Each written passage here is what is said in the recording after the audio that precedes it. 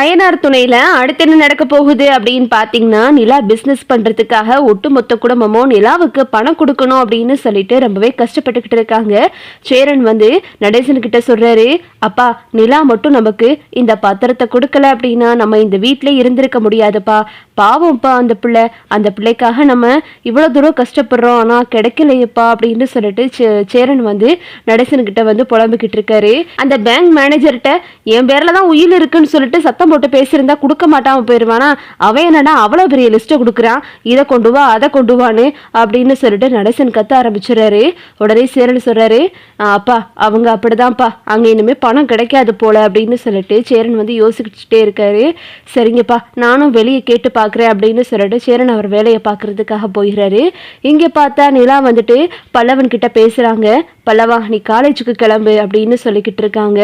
அண்ணி வேண்டாம் அண்ணி அப்படின்னு சொல்லிட்டு பல்லவன் வந்து ரொம்பவே சோகமா வந்துட்டு உட்காந்துருக்கான். உடனே பல்லவன் கிட்ட வந்து நிலா சொல்றாங்க, பல்லவா இப்படியே உட்கார்ந்துருந்தா என்ன பண்ண முடியும், நீ காலேஜுக்கு போ நான் வரேன் அப்படின்னு சொல்லிட்டு நிலா சொல்லவும், இல்லை நீ நான் இன்னைக்கு போகலை நான் நாளைக்கு போறேன் அப்படின்னு சொல்லிட்டு பல்லவன் சொல்லிக்கிட்டு இருக்கான். சரின்னு சொல்லிட்டு நிலா வந்துட்டு பல்லவனுக்கு வந்து எல்லா சாப்பாடெல்லாம் ரெடி பண்ணி கொடுத்துக்கிட்டு இருக்காங்க. எல்லாரும் வேலைக்கு போயிட்டாங்க. நிலாவுக்கு ஃபோன் வருது. திவ்யா ஃபோன் பண்றாங்க.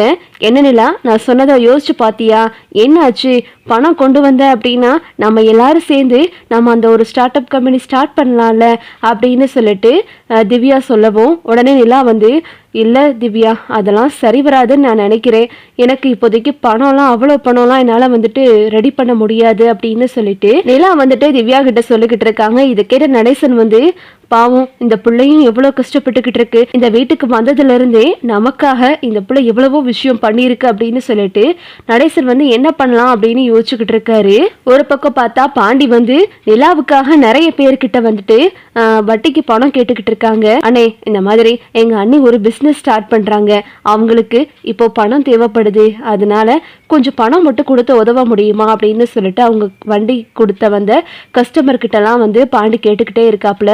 இல்லப்பா தம்பி அவ்வளோ பணம்லாம் எங்களால் கொடுக்க முடியாது அப்படின்னு சொல்லிட்டு எல்லாருமே பணம் கொடுக்க முடியாது அப்படின்னு சொல்லிக்கிட்டு இருக்காங்க. எங்கிட்ட பார்த்தா சோழன் வந்துட்டு அவரோட வண்டி ஓனர்கிட்ட போயிட்டு, அண்ணே என்னோட பொண்டாட்டி இப்போ நிலா வந்து ஒரு பிஸ்னஸ் ஸ்டார்ட் பண்ண போறா, அவளுக்கு 5 லட்ச ரூபாய் தேவைப்படுது, உங்களால் முடிஞ்ச ரூபாயே கொடுக்கலால அப்படின்னு கேட்கவும், உடனே சோலா என்ன நினச்சிக்கிட்டு இருக்க, இப்போதான் உன் தம்பிக்கு மெக்கானிக் ஷாப் வச்சு கொடுக்கணும்னு பணம் கேட்டேன், என்னால் முடிஞ்சதை கொடுத்தேன், நீயும் பார்க்குறேல எங்கடா வண்டி ஓடுது அப்படின்னு சொல்லிட்டு அவரும் சொல்லவும், என்னன்னே நீ ஏன் இப்படி கையை பிரிச்சா எங்கே போகிறது அப்படின்னு சொல்லிட்டு சோழன் வந்துட்டு அவரோட கம்பெனி ஓனர்கிட்ட பேசிக்கிட்டு இருக்காரு.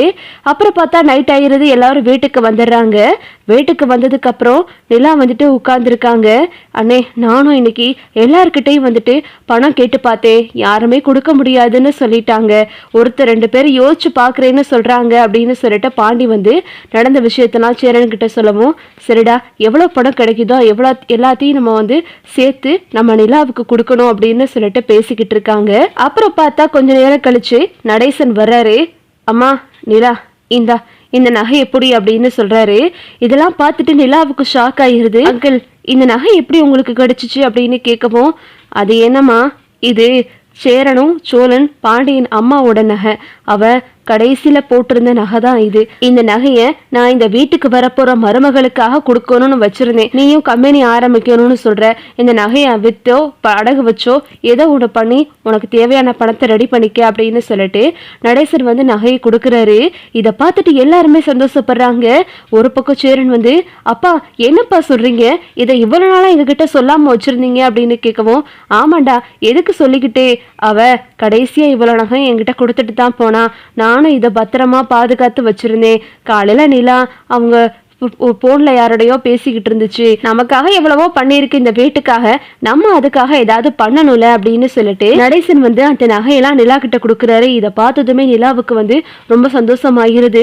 எனக்காக நீங்க இவ்வளோ பண்றீங்களே அங்கிள் அப்படின்னு சொல்லிட்டு நிலா வந்து நடேசனை கட்டி பிடிச்சு அழுகுறாங்க.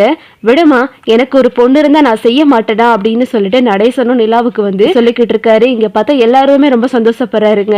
உடனே சோழன் வந்து, நடேசா நீ சாதாரண ஆள் இல்ல போலயே, உங்ககிட்ட இன்னும் தேத்தலாம் போலயே அப்படின்னு சொல்லிட்டு சோழன் வந்து கிண்டல் பண்றாரு. நிலா நடேசனுடைய பாண்டிங்க பத்தி நீங்க என்ன நினைக்கிறீங்க அப்படின்னு சொல்லிட்டு உங்களுடைய கருத்துக்களை கமெண்ட்ல தெரிவிங்க. இந்த வீடியோ உங்களுக்கு பிடிச்சிருந்தா லைக் பண்ணுங்க, ஷேர் பண்ணுங்க, மறக்காம நம்ம சேனலை சப்ஸ்கிரைப் பண்ணிக்கோங்க. தேங்க்ஸ் ஃபார் வாட்சிங்.